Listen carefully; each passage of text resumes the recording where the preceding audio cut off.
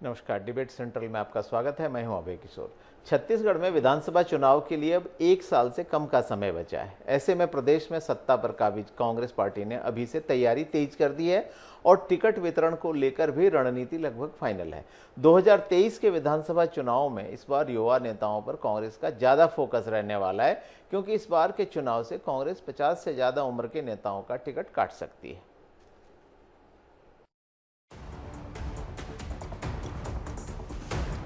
छत्तीसगढ़ में 2023 का विधानसभा चुनाव कौन लड़ेगा और कौन नहीं, इसकी तैयारी अभी से शुरू हो गई है, क्योंकि चुनाव में अब 1 साल से कम का समय बचा है। कांग्रेस ने विधानसभावार दौरों के साथ टिकट वितरण का फॉर्मूला भी तय कर लिया है। उदयपुर में हुए राष्ट्रीय चिंतन शिविर पर गौर करें तो आगामी विधानसभा चुनाव में 50% टिकट 50 साल से कम उम्र के नेताओं को दिया जाएगा और 50% टिकट 50 की उम्र पार कर चुके अनुभवी नेताओं को दिया जाएगा। कांग्रेस हाईकमान के इस फैसले से युवा नेता और कार्यकर्ता तो खुश हो सकते हैं, लेकिन 50 की उम्र पार कर चुके विधायक और नेताओं की चिंताओं की चिंता बढ़ गई है। छत्तीसगढ़ में सत्ता में वापसी के लिए कांग्रेस अनुभवी नेताओं और युवा नेतृत्व दोनों पर किस्मत आजमाना चाहती है, लेकिन ये प्रयोग क्या उसे सत्ता की दहलीज पर पहुंचा पाएगा? राष्ट्रीय स्तर पर संगठन में अभी तक हो रहा खींचतान किसी से छिपा नहीं है और प्रदेश कांग्रेस में भी कई बार नेतृत्व परिवर्तन को लेकर सियासी घमासान हो चुका है। वहीं विपक्ष में बैठी बीजेपी भी कांग्रेस के टिकट बंटवारे के फॉर्मूले पर चुटकियां ले रही है। अब कांग्रेस पार्टी अपना निर्णय स्वयं करे, कितने परसेंट किसको टिकट देगी, किसको देगी। चुनाव आते जाइए, देखिए कांग्रेस की फुट सड़कों पे आने लग गई। कल एक कांग्रेस पार्टी के महामंत्री और एक मंत्री एयरपोर्ट पे भिड़ गए। इसके पहले भी कई बार हो चुका है। टिकट बढ़ते बढ़ते सिर फुटेबल होना तय है कांग्रेस पार्टी। छत्तीसगढ़ में युवा नेताओं की कमी नहीं है, लेकिन क्या ये दोनों प्रमुख पार्टियां युवाओं पर इतना भरोसा जताएंगी, ये तो आने वाला वक्त ही बताएगा। Bureau report, Asian news. तो इस मसले पर चर्चा करने के लिए हमारे साथ 3 खास मेहमान मौजूद हैं। मेरे साथ हैं कांग्रेस नेता अजय साहू जी, वरिष्ठ पत्रकार रामावतार तिवारी जी, साथ ही बीजेपी से विमल चोपड़ा जी। आप तीनों का बहुत बहुत स्वागत है एशियन न्यूज के इस कार्यक्रम में। अजय साहू जी, चूंकि चर्चा कांग्रेस से ही शुरू हो रही है तो आपसे ही पहला सवाल रहेगा। जब राहुल गांधी ने 2017 में भी कहा था कि कम से कम 25% टिकट युवाओं को दिया जाएगा, इसके बाद मल्लिकार्जुन खड़गे जब अध्यक्ष पद का चुनाव लड़ रहे थे तब पटना में भी उन्होंने ये बात दोहराई थी और कहा था कि 50% टिकट अध्यक्ष बनने के बाद युवाओं को दिया जाएगा। क्या आपको लगता है कि युवाओं पर फोकस ज़्यादा रहेगा इस बार पार्टी का? देखिए अभय जी, कांग्रेस पार्टी आज से नहीं बल्कि कांग्रेस का इतिहास देख लीजिए तो इस देश को सबसे कम उम्र का प्रधानमंत्री देने वाली कोई पार्टी है तो कांग्रेस पार्टी है जी। कांग्रेस पार्टी के उसी प्रधानमंत्री ने इस देश के युवाओं का जो मतदान का अधिकार था उसकी उम्र को कम करके युवाओं को लोकतंत्र में भागीदारी मिले इस दिशा में काम किया। इस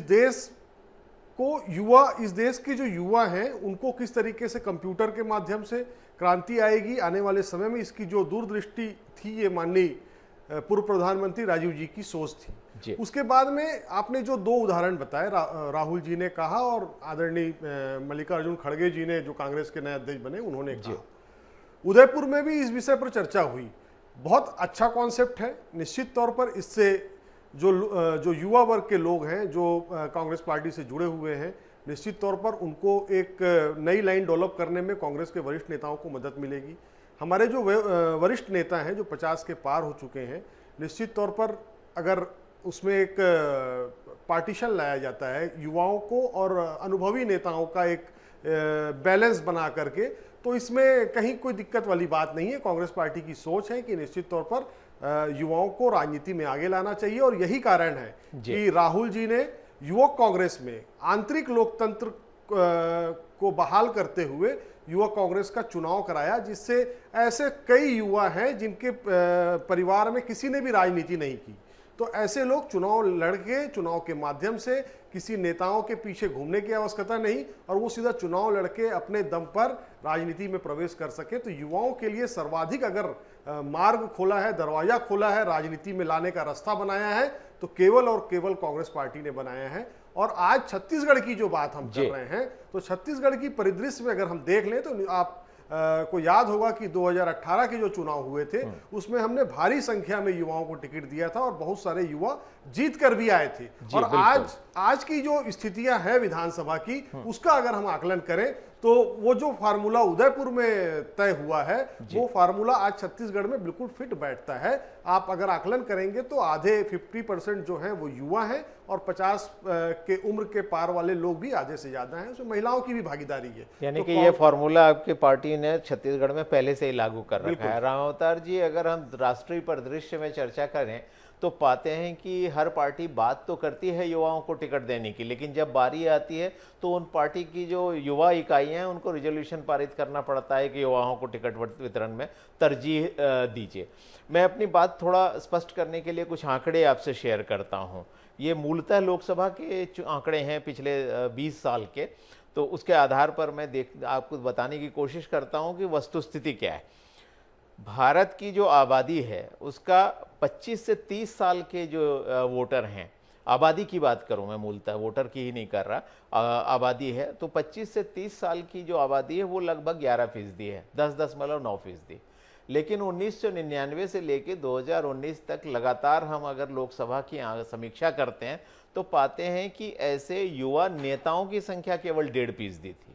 ऐसे ही 31 से 35 साल के जो आबादी है, जनसंख्या है, वो 7.2% है, लेकिन लोकसभा में उनका प्रतिनिधित्व केवल 4.4%। इसके उलट अगर हम 45 प्लस की बात करें तो 46 से 50 साल की आबादी 4.9%, लेकिन नेता 13.6%। 51 से 55 की आबादी 3.6%, नेता जो है 16.7%। 56 से 60 में आबादी 3.4%, नेता 14.9%। यहाँ तक कि 75 प्लस में भी जाएं तो आबादी के अनुपात में नेताओं की संख्या ज़्यादा है। तो बातें तो होती हैं युवाओं को प्रतिनिधित्व देने की, लेकिन जब हम आंकड़ों की समीक्षा करते हैं तो पाते नहीं हैं ऐसा। तो क्या पार्टीज केवल युवाओं की बातें करके उनके वोट पाना चाहती हैं? अभय जी, आपका विश्लेषण बिल्कुल सही बताता है। अब पिछले एक दशक की राजनीति को अगर कांग्रेस की राजनीति देखें जी, तो जो बूढ़े नेता हैं, जो बुजुर्ग नेता हैं, वो बहुत मुश्किल से पद छोड़ते हैं। इतने ज्यादा विवादों के बाद कांग्रेस में टिकट काटना बहुत ही दुर्लभ काम है, क्योंकि छत्रप की राजनीति, जाति समीकरण और अलग अलग नेताओं की सिफारिशें, तो जिस तरह से भाजपा ने गुजरात में प्रयोग किया या अन्य जगह प्रयोग कर देती है, टिकट काट देती है, विद्रोह नहीं हो पाता। इसके उलट देखेंगे, कांग्रेस अपेक्षाकृत टिकट कम काट पाती है और विद्रोह की संभावनाएं ज्यादा रहती है। हालांकि ये हिमाचल में भाजपा ने टिकट ज्यादा काटा, इसलिए विद्रोह हुआ और हार कारण बना।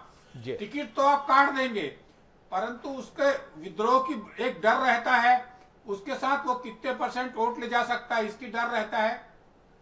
दूसरे तरफ चाहे छत्तीसगढ़ में कांग्रेस या भाजपा की बात करें तो युवाओं के प्रतिशत अपेक्षाकृत कम है। जो परंपरागत सक्रिय नेता हैं, जो लगातार चुनाव जीत रहे हैं, जो बुजुर्ग नेता हैं, वो बहुत मुश्किल से अपने नीचे वालों के लिए पद छोड़ते हैं। हम छत्तीसगढ़ में भाजपा को देखें, भाजपा ने टिकट काटने का साहस नहीं किया, इसीलिए उसको बुरी तरह हार का सामना करना पड़ा है। इसी तरह अगर आप कांग्रेस की राजनीति को देखेंगे तो अपेक्षाकृत पिछले विधानसभा चुनाव में थोड़ा प्रयास हुआ कि युवाओं को नया को दे दिया जाए, परंतु क्या युवा अभी दिए गए टिकट उन विधायकों की टिकट क्या काट पाएंगे? एक बड़ा सवाल रहेगा। वो इसलिए रहेगा कि जो सक्रिय विधायक है वो अलग अलग तर्क देंगे कि कोरोना में काम नहीं कर पाए या अलग अलग कारण। बिल्कुल, यानी बातें तो होंगी, लेकिन अपने वादे पर खरा उतरना बहुत मुश्किल होगा। फॉर्मूला वही होगा, जीतने वाले विधायकों को टिकट दिया जाए, उम्र जो है वो और प्रतिनिधित्व देने की बात पीछे चली जाएगी। विमल चोपड़ा जी बीजेपी से हमारे साथ जुड़े हैं। विमल जी, बच्चन जी ने कहा था कि युवती और युवक मदमाते उत्सव आज मनाते आते, आओ हम पथ से हट जाएं। तो ये पथ से हट जाएं, क्या आपकी पार्टी में पद से हट जाएं कभी होगा? देखिए साहब, भारतीय जनता पार्टी जो है वो युवाओं को महत्व देने वाली पार्टी है जी। आज आप कांग्रेस के अध्यक्ष देखेंगे 80 पार को कांग्रेस ने अपना अध्यक्ष बनाया है, जिसका नेतृत्व ही इतना बुरा है, वो क्या युवाओं को महत्व दे पाएंगे? आज देखिए, भारतीय जनता पार्टी के अध्यक्ष लगभग 60 साल के हैं, कांग्रेस के अध्यक्ष 80 साल के हैं। पिछले बार यदि देखेंगे, सोनिया गांधी जी अध्यक्ष थे, वो भी 70-80 से 75 से ऊपर। भारतीय जनता पार्टी के अध्यक्ष अमित शाह थे, जो 60 से नीचे थे। इस प्रकार भारतीय जनता पार्टी ने हमेशा युवाओं को महत्व दिया है, लेकिन इस प्रकार के नीचे ये कांग्रेस का कहना सिर्फ ये कहने की बात है कि हम युवाओं को देंगे। ये कुल मिला के कांग्रेस का अंतर्द्वंद है, आंतरिक राजनीति है कि जिसमें कुछ लोगों के टिकट काट दिया जाए, जैसे छत्तीसगढ़ में टीएससी जो है, आप जानते हैं कि मुख्यमंत्री उनको फिर से अपने विधायकों की सूची में नहीं देखना चाहते हैं, तो उनकी टिकट कैसे काटी जाए? कि अब ये उम्र दराज हो गए हैं, इनको हटा दिया जाए, इनकी टिकट काट दी जाए। लेकिन ये जो फार्मूला कांग्रेस ने तय किया, न इसका पालन होने वाला है, न इसकी तरफ कांग्रेस सिर उठा करके देखने वाली है, सिर्फ इसलिए कि कैसे अपने जो पार्टी के भीतर के दुश्मन हैं उनको बाहर किया जाए, इसके लिए इसका उपयोग होने वाला है। यानी आप ये नहीं मानते कि ये फॉर्मूला युवाओं को प्रतिनिधित्व देने के लिए, आप मानते हैं कि एक किस्म का कामराज प्लान है जो दोबारा कांग्रेस में आ रहा है? उम्र जो है 100 साल से ऊपर हो गई है, कांग्रेस का नेतृत्व भी वैसी जो है वो बूढ़े लोगों के हाथ में है, और कभी भी कांग्रेस फिर से जवान हो नहीं सकती है, ये बात आप मान लीजिएगा।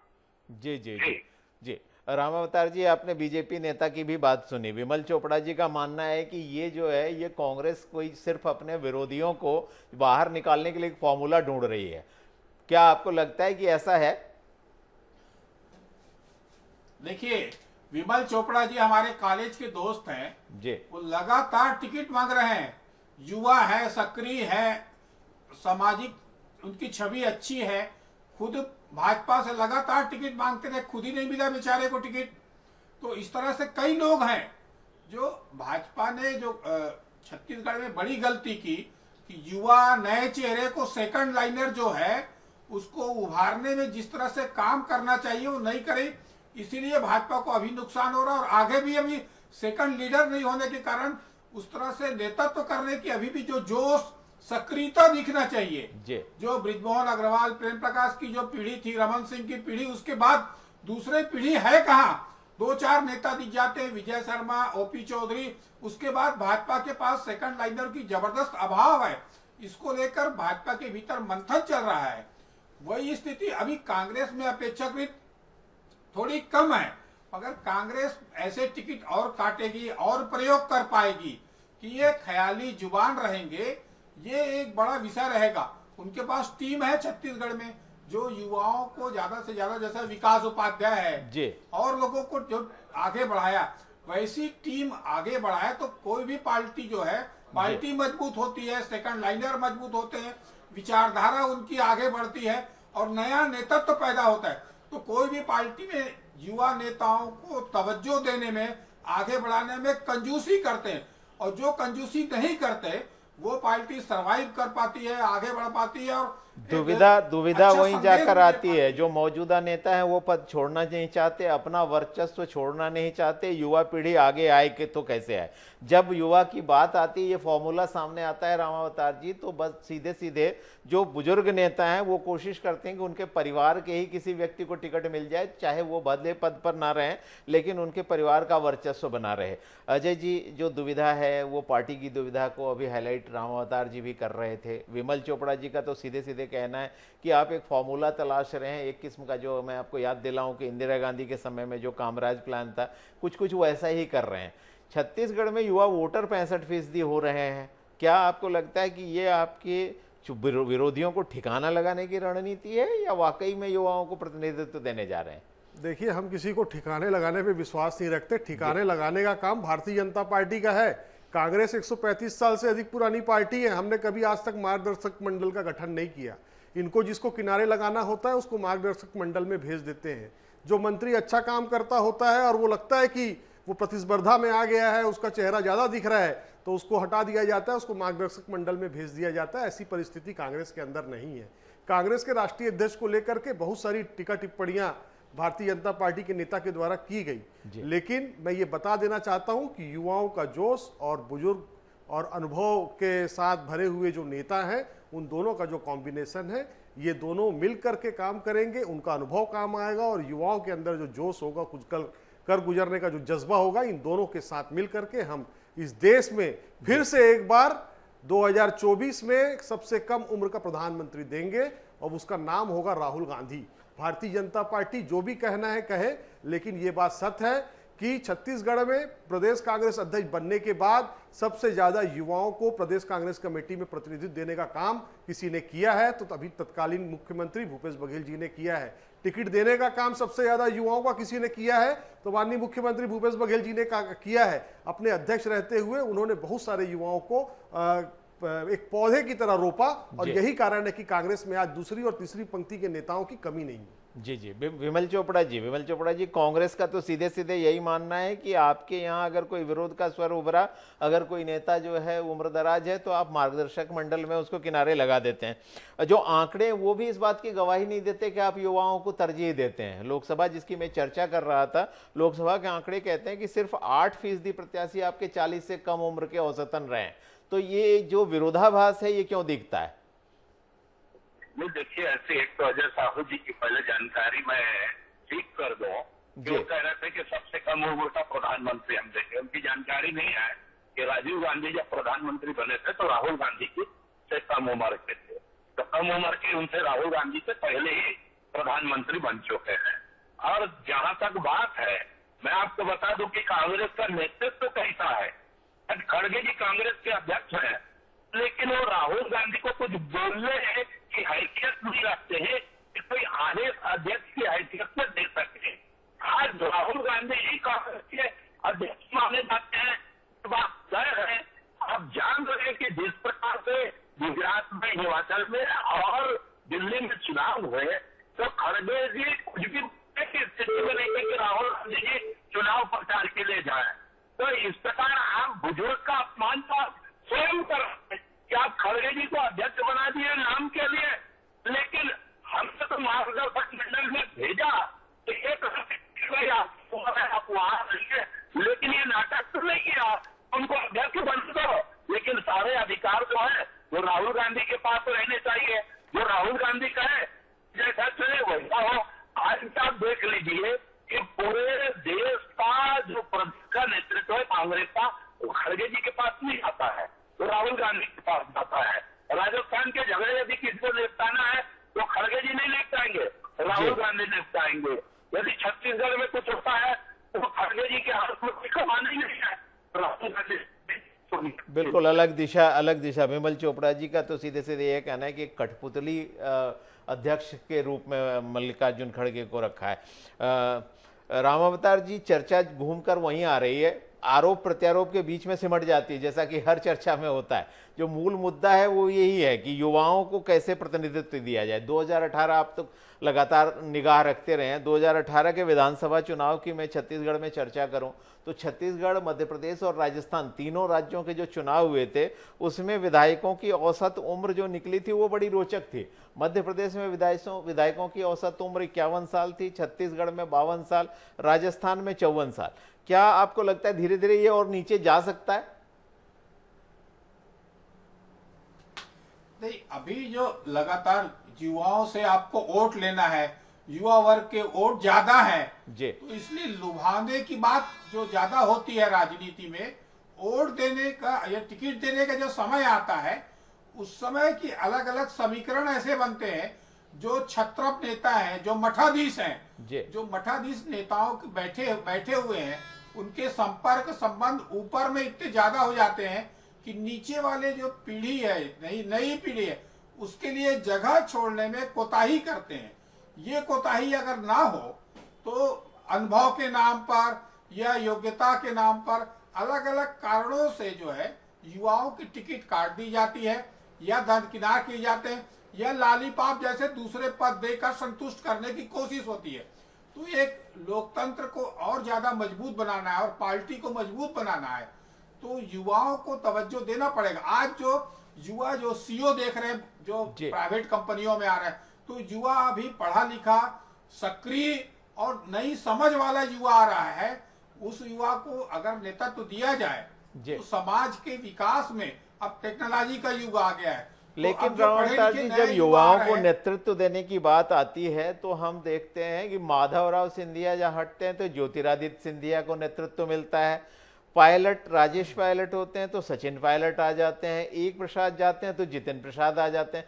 क्या ये स्थिति जो है ये परिवारवाद के युवाओं के लिए ही रहेगी या पार्टियां जो है नए युवाओं को भी तरजीह देगी? ये परिवारवाद कांग्रेस और भाजपा दोनों में है जी। कांग्रेस जो आरोप लगाती है भाजपा पर, मगर परिवारवाद जो है, क्योंकि राजनीतिक पृष्ठभूमि घर की बन जाती है, तो जिस घर में विधायक है उसका बेटा नेतृत्व करने और कामों को देखने लगता है, तो इस तरह के परिवारवाद जो है, मगर परिवारवाद में भी युवाओं को तवज्जो दिया जाए और उसमें भी नए लोगों को भी तवज्जो दिया जाए। परिवारवाद में भी युवाओं को तरजीह दी गई। अजय साहू जी, क्या आपको लगता है आगे आने वाले विधानसभा चुनाव में जब छत्तीसगढ़ में टिकट बंटवारे का समय आएगा तो हमने देखा है कि पिछले विधानसभा चुनाव में जहां छत्तीसगढ़ में युवाओं की संख्या 61% 61% थी, वो अब बढ़कर लगभग 65% होती जा रही। तो ये जो कंपल्सन है युवाओं को टिकट देने का कंपल्सन, क्या ये वोटरों के अनुपात में जो इक्वेशन जो समीकरण बदल रहे हैं इसके चलते है? देखिए, कांग्रेस पार्टी शुरू से ही युवाओं को राजनीति में लाने के पक्षधर रही है जी। हम लोग अपने ड्राइंग रूम में बैठ करके आजकल की राजनीति, इसमें किसी को नहीं जाना चाहिए जी। लेकिन राहुल गांधी जी का मानना है कि जब तक अच्छे लोग राजनीति में नहीं आएंगे, पढ़े लिखे लोग राजनीति में नहीं आएंगे, स्वच्छ छवि के लोग राजनीति में नहीं आएंगे, तब तक जो गंदे लोग राजनीति में हैं वो बाहर नहीं जा पाएंगे। अगर गंदे लोगों को बाहर निकालना है तो ड्राइंग रूम से बाहर आना पड़ेगा और राजनीतिक लड़ाई लड़नी पड़ेगी, लोगों की आवाज उठानी पड़ेगी। और यही कारण है कि हमने अपनी पार्टी के अंदर में युवा कांग्रेस का चुनाव कराया, लोकतांत्रिक प्रक्रिया से चुनाव हुए।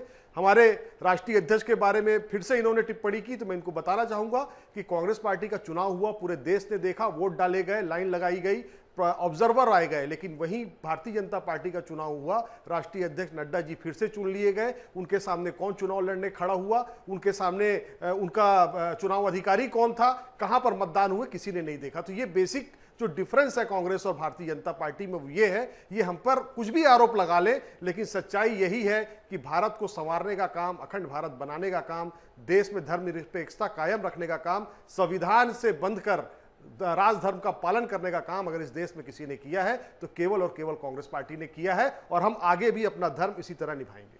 चलिए, ये परस्पर दावे हैं और साथ में चर्चा यही समाप्त करनी पड़ेगी क्योंकि समय की कमी है, लेकिन ये विषय वही है कि क्या हर चुनाव की तरह इस चुनाव में भी वादा होगा युवाओं को प्रतिनिधित्व देने का? जो 50+ 50- की बात हो रही है कि +50 के 50% और -50 के 50%, इस वादे को सारी पॉलिटिकल पार्टीज निभाती हैं या नहीं? कि 2017 में जब चुनाव हो रहे थे, उत्तर प्रदेश के चुनावों के पहले अमित शाह जी ने भी युवाओं को तरजीह देने की बात की थी, लेकिन जीतने वाले आंकड़ों में वो आंकड़े रिफ्लेक्ट नहीं होते। बहरहाल, आप तीनों इस चर्चा में शामिल हुए, इसके लिए आपका बहुत बहुत धन्यवाद।